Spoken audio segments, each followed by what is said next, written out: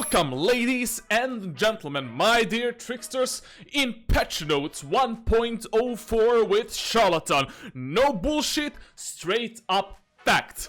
Let's begin straight away. So, first change was to VIPER. VIPER's Pit got buffed, DK got buffed, Fuel got buffed.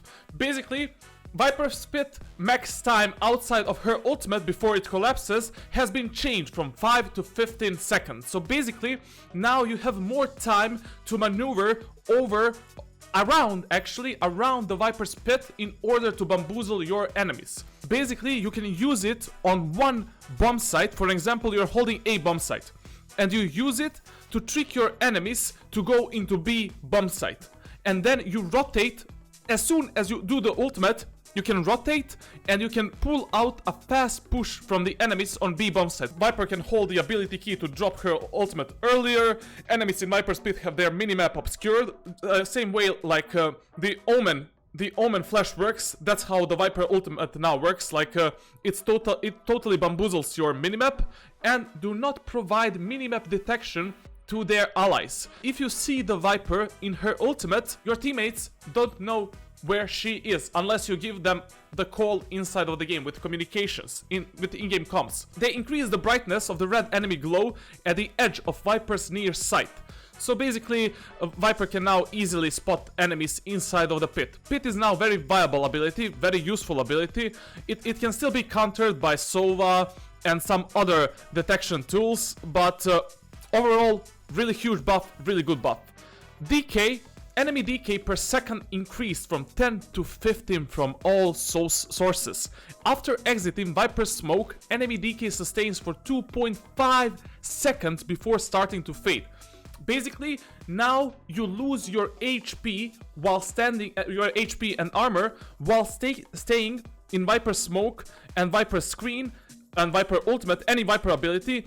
You lose the armor and health points much faster, and that DK sustains for 2.5 seconds. So basically, if the VIPER is holding, for an example, a bomb site with her Q ability, the smoke, and you go into that smoke, you will enter the bomb site with less HP, and that DK will sustain for 2.5 seconds. That is a huge buff, considering they also buffed the snake ability, the Swamp of Sorrows. I think VIPER is now a very viable pick, very good pick for every single map, and people that learn how to play this agent can find a lot of success, especially in higher ranks. Having both Poison Cloud and Toxic Screen active does not consume additional fuel beyond the cost of having one active. So basically this means that you can hold your Poison Cloud and Toxic Screen active for a longer period of time. This gives you a lot of options for both attack and defense. Basically, you can drop a Poison Cloud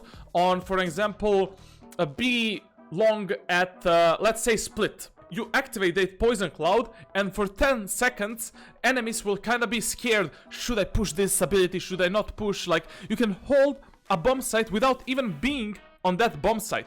And also on attack, it's a really useful tool to attack any bomb site. Both Toxic Screen and Poison Cloud, you can basically wall off any area. That is how you counter the operators in this game, with smokes, with abilities. Like, there is no other way. You cannot just dry peek the operator. You need abilities and you need to move smart. Overall, VIPER received a lot of buffs. Later in my tier list, I will say where would I pick VIPER.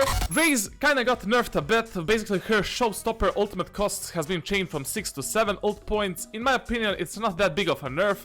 Her main points and why Raze is strong is because of her abilities. Every single ability does some damage. She's very useful to clearing corners and clearing angles of the bomb site. Basically, she can enter the bomb site alone. You drop a boom bot in lamps, you drop a bit of grenades on site, a bit of C4 here, ultimate here, and you are already into a bomb site. This increase from 6 to 7 doesn't really change her place in meta that much. Basically, the amount of times you can do Raze Ultimate has been reduced, but I personally use Raze Ultimate only when I'm in a 1 versus 1 situation. When I'm defending a plant or when I'm basically 1 versus 1 against the enemy, I will use my ultimate to secure that round.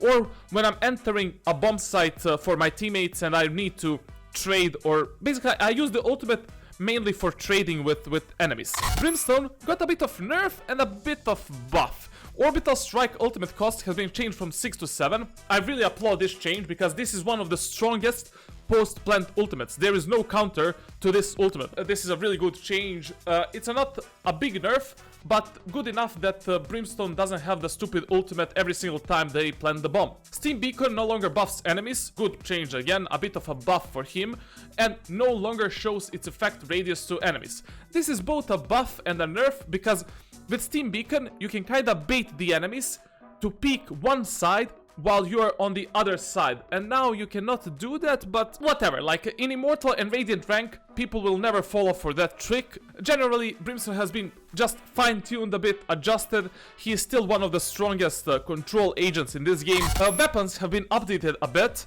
Now the classic has been fixed. There was a bug where running inaccuracy on the right click was much higher than intended. They fixed a bug where jumping had no inaccuracy penalty, which happened to me like 3 times on my streams and I was raging a lot. Running spread is changed from 3.4 to 2.1. Jumping spread has been changed, it has been increased.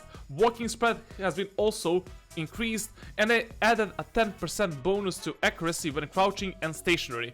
Basically, Classic has been fine-tuned a bit to favor the people that are crouching and that are being stationary. Basically, when you're standing with a gun in real life, you're more accurate than when you're running like a Max Payne or Hitman or whatever, you know. Generally, I love using Shorty as a first weapon in the first round, and the second pick would usually be Ghost.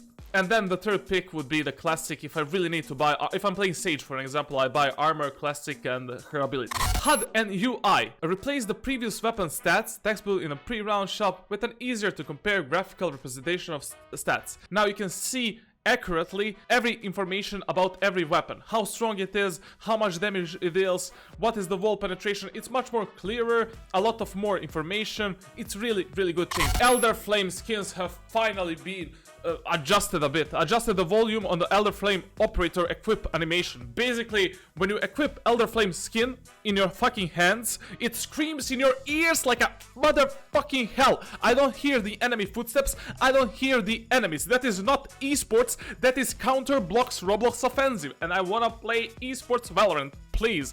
Generally, they just fine-tuned a bit of Elder Flame skins. I mean, the skins are cool, they will appeal to the general audience, but to esports player and people in Immortal 3 plus rank, like, whatever, like, I don't care about skins that much. But we have a new skin collection to talk about as well, and that is the Oni Skin Collection.